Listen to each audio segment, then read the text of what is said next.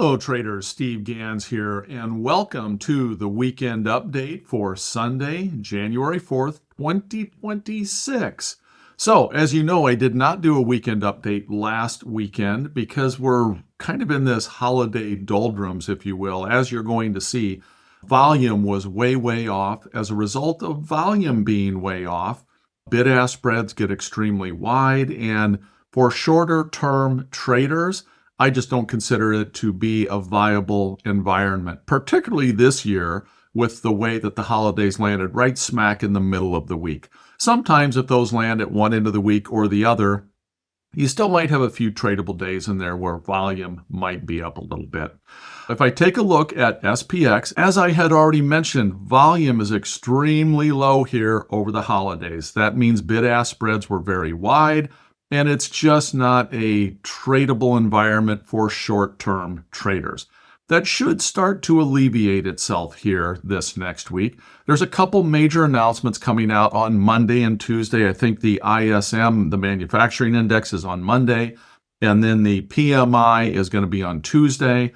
Those are going to be some potentially larger numbers that might move the market one direction or another. So I will be a little bit careful on entry. I want to make sure that entry makes sense on Monday or Tuesday. But I am going to be modeling some trades and looking to potentially enter them here on Monday, Tuesday.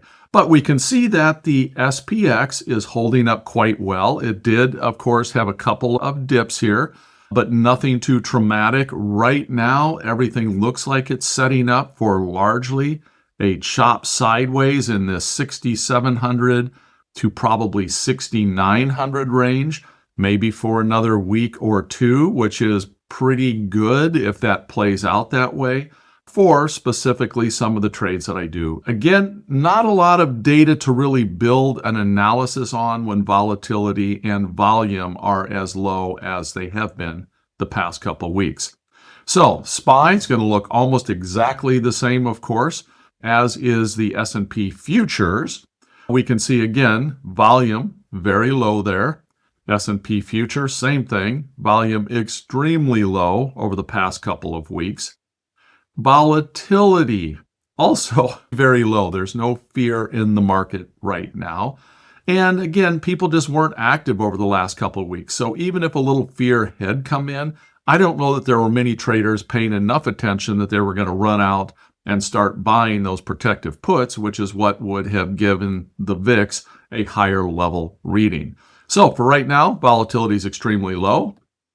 Qs, very similar scenario. Again, it's looking to me like Qs are likely to be in a sideways range here in that 600 to 620 or so range.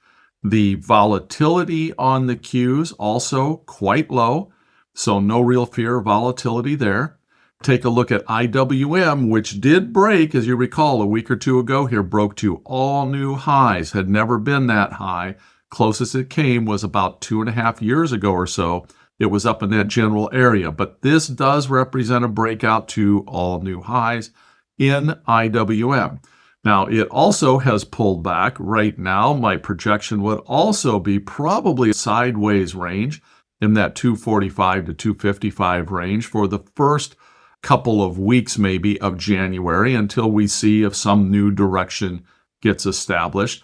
But essentially, we're just starting off the year, obviously brand new here, and we need to see where traders, specifically the institutional traders, the big money, starts to move the market. So right now, there's no real indication of that given, again, the virtually total lack of trading over the holidays.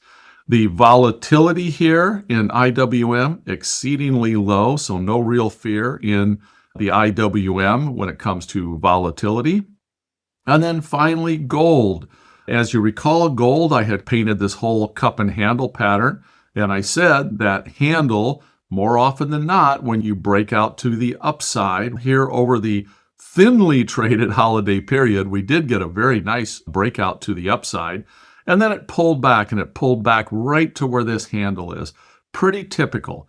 So more often than not, what tends to happen is it will start to pick back up to a higher level from there. That's how these cup and handles often do their breakouts. I'm a little bit bullish again on gold. Again, I was bullish all the way back here when I called this out in this channel. In my weekend update, I indicated that I was expecting a potential breakout above that area there, above that 310, and then some running. And we did get that. We actually got more running than I would have expected in that environment, but a very nice run, and then a pullback, and again, that cup and handle, and then break to the upside. So gold is really acting in what I would call a predictable way right now. So with that, I am going to wrap up the weekend update.